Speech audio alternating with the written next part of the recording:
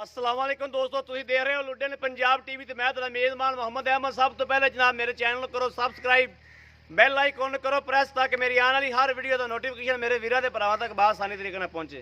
जनाब वीरा वास्ते हमेशा कोशिश करी दी है सोना सुथरा जानवर लैके आइए।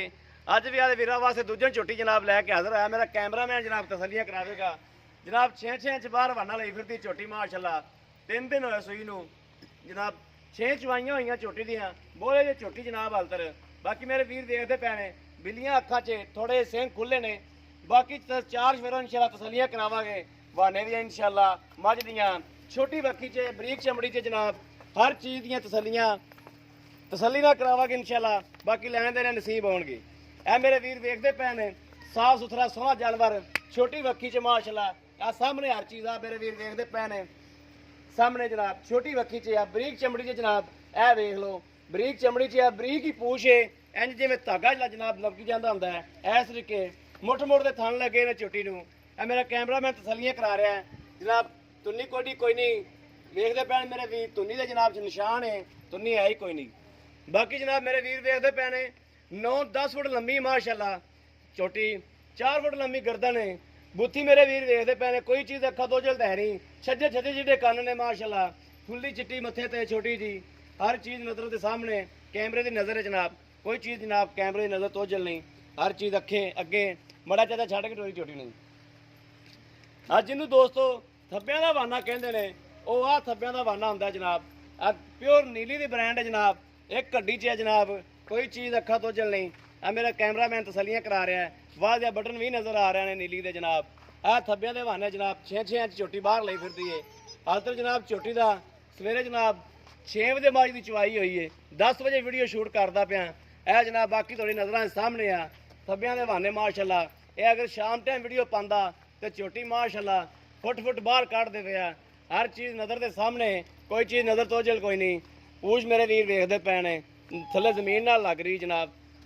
गोल खुर ने शाह काले खुर ने जनाब। बस छोटी जी फुल्ली है मत्थे ते चिट्टी बाकी सारी झोटी शाह काली है जनाब। आ पूछ थोड़ी अद्धी को चिट्टी है। हर चीज़ जनाब नज़र सामने आ मेरे वीर देखते पे ने 6-6 इंच बाहर है जनाब वाना। थब्बियां का वाना जिन्होंने कहते हैं दोस्तों आ थब्बियां का वाना होंगे जनाब। प्योर नीली की ब्रांड है जनाब।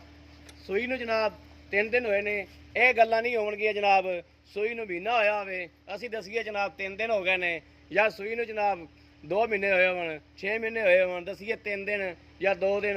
यह गल्लां नहीं जनाब होणियां। जिहड़ी गल हकीकत है अलहमदुलिल्लाह जो गल हकीकत होवेगी इंशाअल्लाह अल्लाह नबी की बरकत नाल वो गल ही तुहाडे नाल करांगे इंशाअल्लाह। मालक तो ही जनाब दरखास्त देवांगे मालक की अपील करांगे जनाब कि मालक सच्चियां और साफ गल्लां करे और उनकी मिन्नत करांगे भी जनाब सच्चियां ते साफ गल्लां करनियां ने। चवाई के मामले च दुध के मामले च हर चीज़ के मामले जनाब किसी गरीब नाल किसी बंदे नाल जिन्हें थब्बियां दे रुपये भरने जनाब किसी नाल माड़ा ना होवे। यह मालक को भी तसलियां लवांगे जनाब। मगर जनाब इहदे कट्टी है आ मेरे वीर देखते पे ने मगर जनाब कट्टी माशाल्लाह लाजवाब है बड़ी सोहनी कट्टी माशाल्लाह। हर चीज़ नज़र के सामने जनाब। ऐ मेरे वीर वेखते पे ने एक मुछ भी थोड़ी बग्गी है बाकी चारे खुर बग्गे जनाब। चारे खुर धोते ने झोटी दे मत्था भी जनाब चिट्टा वा चिट्टी फुल्ली माशाल्लाह। बुछ भी अद्धी चिट्टी है मुछ भी जनाब बग्गी है अद्धी मुछ बग्गी जनाब। इनू 5 कल्याण भी तुसीं कह सकते जो जनाब 5 कल्याण झोटी बनेगी माशाल्लाह। बड़ा सोहना सुथरी झोटी दी कट्टी दी मझ ने कट्टी मझ नालों भी सोहनी है माशाल्लाह। सोहना सुथरा जानवर है बिल्लियां अखा च सोहनी सुथरी झोटी मगर कट्टी मगर जनाब। बाकी मां तुसीं वेखदे ही पै जाओ थोड़े सिंह खुलते ने बाकी मझ 4 शफेरो जना कोई मझ कमियां कताइयां नहीं हैगियां। मुड़ के भी तसल्ली करा दे मेरे वीरां नूं बाने दियां। बाद वीर कहंदे ने यार तुसीं मूवी छोटी जी बनाते जो तसल्ली नहीं करांदे। बार बार तसल्ली कराओ कोई चीज़ नज़र तो जनाब ओझल ना रहे। माड़ा छड़ के चाचा फिर टोरिए थोड़ा आस्ता आस्ता टोरिया कर क्या माड़ा मगर टोरन दे थोड़ा आराम ना टोरिया जो। ऐ मेरे वीर देखते पे ने माशाल्लाह माशाल्लाह माशाल्लाह माशाल्लाह ज़रूर पढ़नी है क्योंकि जानवर माशाल्लाह माशाल्लाह के काबिल है।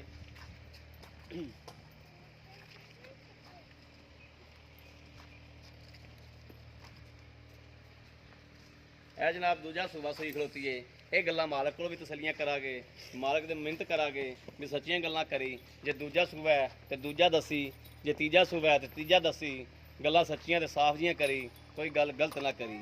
ਜੱਟ ਜ਼ਿਮੀਂਦਾਰ ਬੰਦਾ ਹੈ, ਕੋਈ ਇਹ ਵਪਾਰੀ ਨਹੀਂ ਹੈਗਾ, ਕੋਈ ਜਨਾਬ ਇਹ ਲੈਣਾ ਦੇਣਾ ਨਹੀਂ ਹੈਗਾ। ਜੱਟ ਜ਼ਿਮੀਂਦਾਰ ਬੰਦਾ ਹੈ ਜਿੰਦੇ ਕੋਲ ਮੱਝ ਖਲੋਤੀ ਹੈ। ਤੁਸੀਂ ਬਾਕੀ ਵੀ ਵੇਖਦੇ ਪੈ ਜਾਓ, ਬਾਕੀ ਜਾਨਵਰ ਵੀ ਜਨਾਬ ਦੇ ਕੋਲ ਖਲੋਤੇ ਨੇ। ਇਹ ਆਦੀ ਭੈਣੀ ਤੇ ਜਨਾਬ ਬੈਠਾ ਹੈ, ਹਰ ਚੀਜ਼ ਦਾ ਵਿਊ ਕਰਾਵਾਂਗੇ। ਬਾਹਰ 'ਚ ਬੈਠਾ ਜਨਾਬ, ਇਹ ਬਾਹਰ ਦਾ ਹੀ ਜਾਨਵਰ ਹੈ, ਪਿਓਰ ਨੀਲੀ ਦਾ ਜਾਨਵਰ ਹੈ ਜਨਾਬ। ਜੱਟ ਜ਼ਿਮੀਂਦਾਰ ਬੰਦਾ ਹੈ, ਸ਼ਰੀਫ ਆਦਮੀ ਹੈ, ਜਿੰਦੇ ਕੋਲ ਮੱਝ ਖਲੋਤੀ ਹੈ। ਤਸੱਲੀਆਂ ਕਰਾ ਦੇ ਮੇਰੇ ਵੀਰਾਂ ਨੂੰ। ਫਿਰ ਇਹ ਨਾ ਹੋਵੇ ਕੋਈ ਚੀਜ਼ ਮੇਰਾ ਵੀਰ ਕਵੇ ਬੱਚਿਓ ਤੁਸੀਂ ਪੁੱਤਰ ਪਿੱਛਾ ਹੋ ਜਾਓ, ਖੁਰਤਲ ਪੈਰਾ ਆ ਜਾਏਗਾ। ਇਹ ਜਨਾਬ ਮੇਰੇ ਵੀਰ ਵੇਖਦੇ ਪਏ ਨੇ, ਭਵਾਨਾ ਸ਼ਾਨਾ ਹਰ ਚੀਜ਼। ਨੀਲੀ ਦੇ ਬਟਨ ਵੀ ਜਨਾਬ ਵਾਧੇ ਨਜ਼ਰ ਆ ਰਹੇ ਨੇ ਮੇਰੇ ਵੀਰਾਂ ਨੂੰ। ਕੋਈ ਚੀਜ਼ ਅੱਖਾਂ ਤੋਂ ਚੱਲਦਾ ਹੈ ਕੋਈ ਨਹੀਂ, ਪੂਛ ਥੱਲੇ ਲੱਗ ਰਹੀ ਜ਼ਮੀਨ ਦੇ ਨਾਲ। ਬਾਕੀ ਮਾਲਕ ਕੋਲੋਂ ਜਨਾਬ ਤਸੱਲੀਆਂ ਕਰਾਂਗੇ ਹਰ ਚੀਜ਼ ਦੀਆਂ। ਮਾਲਕ ਦੀ ਕਰ ਦੀਏ ਜਾਂ ਕਿ ਮੁੱਲ ਸ਼ੁੱਲ ਲੈ ਕੇ ਆਇਆ ਸੀ। ਚਾਚਾ ਜੀ ਇੱਧਰ ਆ ਜਾਓ।